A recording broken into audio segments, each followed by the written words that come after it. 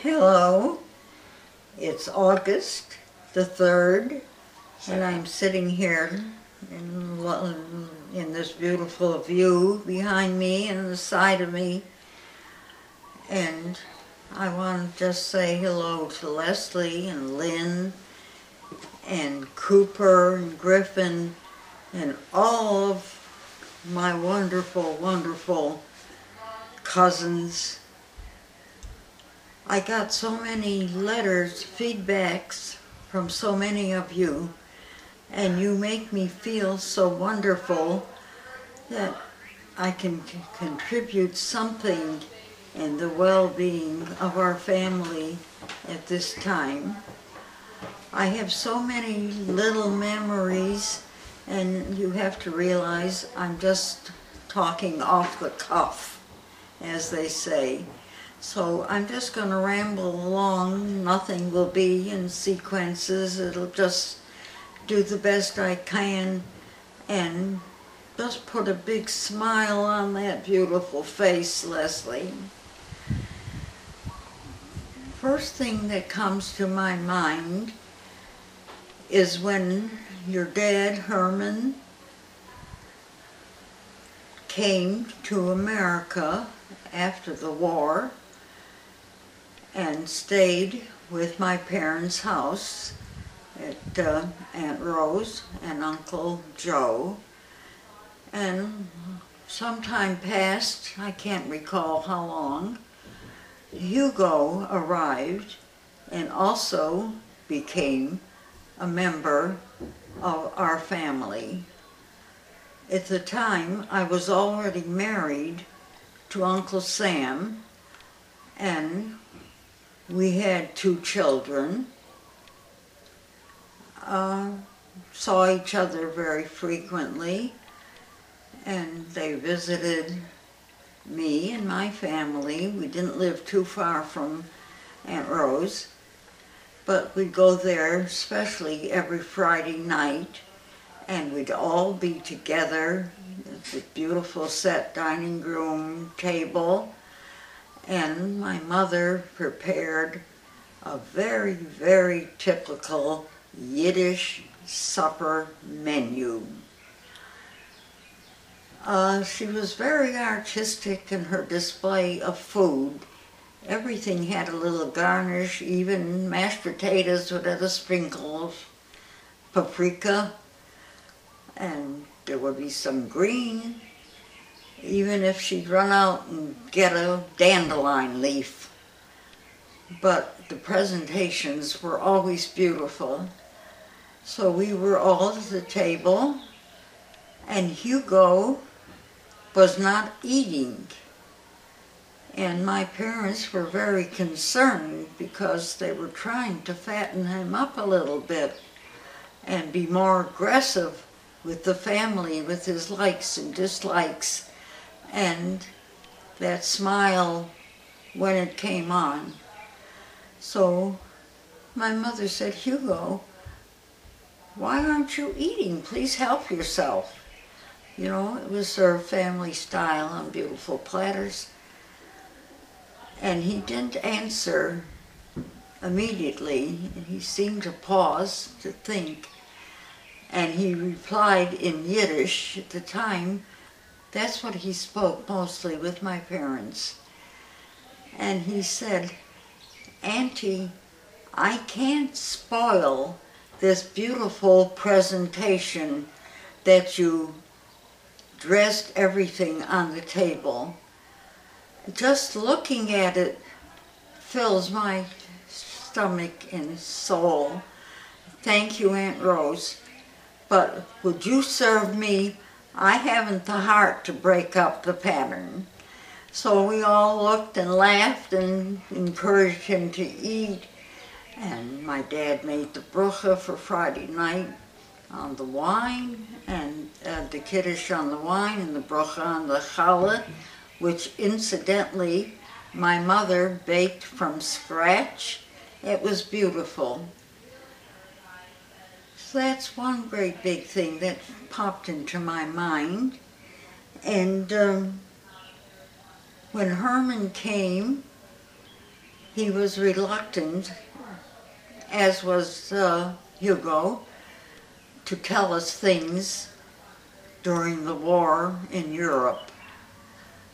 I learned at that time because not only me, but most of us here in America were ignorant of the fact that you European Jews suffered and lost so much.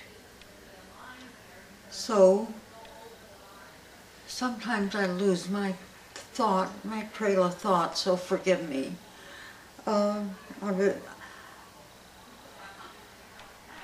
Well, anyway, Hugo came and Herman came, and we had a jolly family. My sister Shirley and Beverly and Florence, brother Lou. We really comprised a good team and welcomed their cousins so much. Hugo shared the bedroom with my brother Lou, and they shared a nice bed, desk, whatever was there. But there was a blinking red light coming through the window. We lived very close to the Dexter, Michigan Recreation Center, and their building had this flashing red light, and it was just focused in the bedroom where Hugo and my brother were sleeping.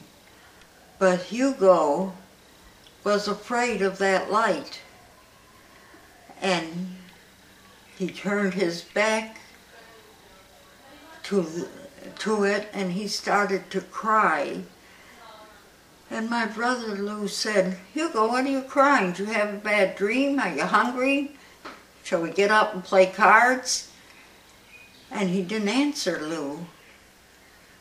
I wish Lou was here to tell the story himself, but Lou passed away about 5 or 6 years ago, and of course I miss him and remember all the things that you guys did together.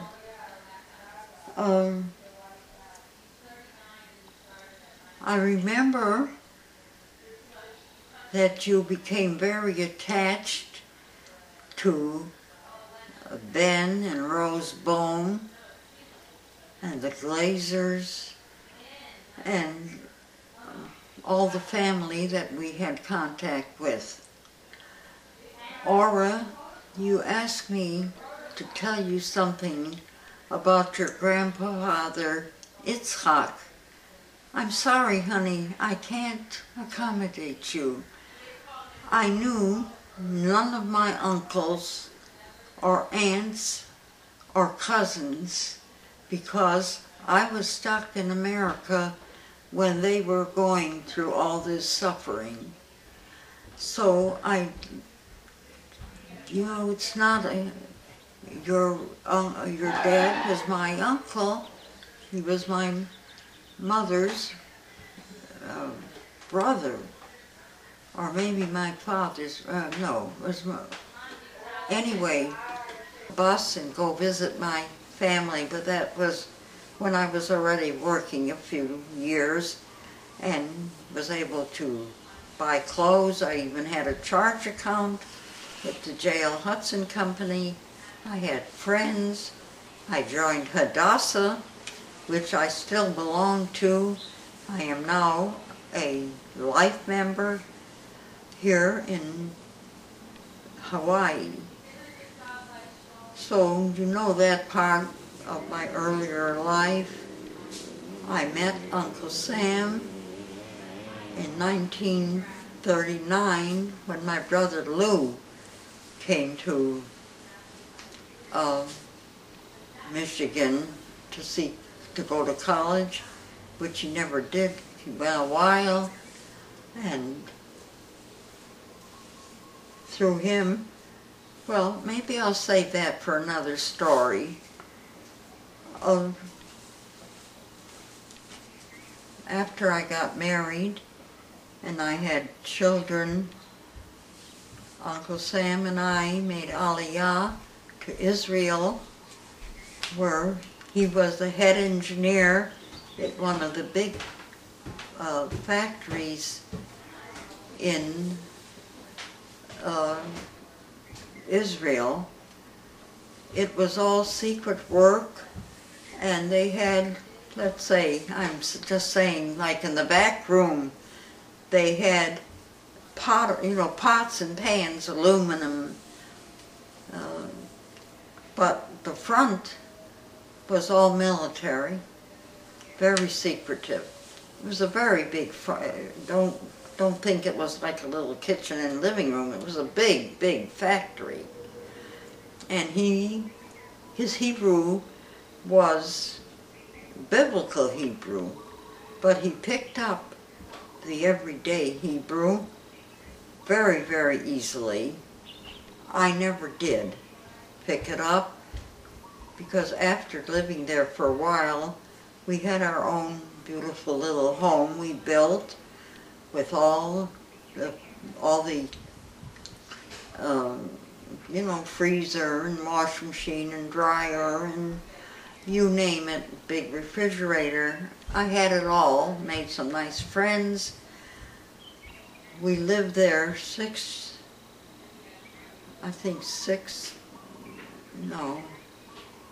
20 years. I lived there 20 years, but I lived there 6 years alone. Uncle Sam passed away after being there only 14 years. And I still miss him more than I can tell you. Bernie is outside on a side window. I don't think you can see it. I guess too much light is coming in to my room. Anyway, I stayed in Israel with my wonderful friends and cousins was Helena and other cousins. I can't name them right at the moment. I should have a little notes, but this is all on the cuff. So for a 95-year-old lady, I think I'm like, I had from Leslie a card. I have a big bulletin board in my kitchen, and I have thumbtacked all my favorite pictures. And Leslie, I must tell you, I have a picture that I can't avoid looking at every day because it's right in my view of my table when I'm having breakfast. And it's you and Lynn and Griffin and Cooper. You're sitting on a big rock and you have a banner above and it says, "Ethel, you're the real rock." Leslie, I look at that picture every day and I got to live up to being what you thought I was, a real rock. I'm pretty wrinkled, sweetie, but I'm still thinking. I'm on the computer and I'm on Skype. I had several backups since I'm living with Leonard, with Bernie and Rochelle and his family in his lovely home. And I have, I guess what you would call, a granny's apartment on the lower level. So I'm surrounded by children, grown up. One of my granddaughters, Bernie's daughter, Tolly, and her husband Clay, are going to have a baby. And we're all very excited. It's just in the early months, but that's the months that we look forward to and have fun. So you're going to have a new cousin too. Bernie and Rochelle have 4 children. They have Maya, their oldest, who is an accomplished artist. Just got back recently from India, where she was teaching and learning art history. And she does beautiful, beautiful things in all medias, portrait painting, and I think her specialty right now is textile. And she teaches at the university, art history, and many subjects. Then, after Maya, comes Tali, who is married. She and her husband live just down the block practically, but they're here usually for supper, so we have fun. Then they had another daughter about 10 years later, and her name is Liat, L-I-A-T. Right now, she is just finishing a course in an island, I can't remember the name, but it's way past Midway. Kure. The name is Kure, K-U-R-E, and it's an island, and she's doing research. She's graduated college, is a botanist, and so she's been there. When she gets home, I think in October, it'll be 7 months that she's been there, and the occupation there was only 5 people, 5 scientists, and no communication except helicopter and boat. So a boat comes by or to send down food. The only convenience that they have electricity, but even water is shipped in. So we're anxious to have her come home and tell us all about her experiences, although she does send email occasionally. Then, after 3 girls, they have a son, Ilan. He's a great big string bean. He's about 6'8", and he just graduated college with 2 degrees. No, it was Liat that graduated with 2 degrees. And Ilan is an ocean, I don't know what you call it, but he's researching the ocean. He works under the ocean and above the ocean and goes out on month-long ships to do research. And now he's here and he's working at the university doing research. They have a very, very big, sophisticated department with scientists from all over the world.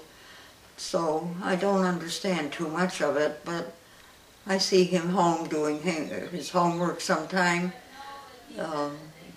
Not his homework, it's his job. He's working at the university now. So that's the family here in Bernie and Rachel's house, and me. I feel I'm part of the family. And then my oldest son, Lenny, and his wife, Laurel, live here, just not too far, maybe 20-25 minutes by car from here. It's also Honolulu. And they have 2 daughters, both live here. They have Toby, who's married to Reggie. They have 1 daughter. She's 12 years old. And then Lenny's other daughter is Julie. She has 4 children, 2 girls and 2 boys. So I do see them. In fact, I was there at their house last night. They have a large home with a beautiful swimming pool, and everybody was in the pool but except me. All the grandchildren, all the children, all the mommies and daddies, and the dogs, 3 of them. So I had a jolly good time, and then we had a nice dinner, and Toby brought me back home to Bernie's house. I want to thank all of you for the wonderful feedback you have sent to Bernie and to me, and it's very gratifying in my very, very small part of trying to cheer up all of you. And I want to do this. If it helps you, it helps me. So let me hear from you, and I love you all and think of you and wish I could see you, but my traveling days are over, and I love this beautiful country, this beautiful Hawaii. So for now, I'm going to say aloha, and remember, keep on writing to me. And Leslie, my thumbs are up. Love you. Kiss.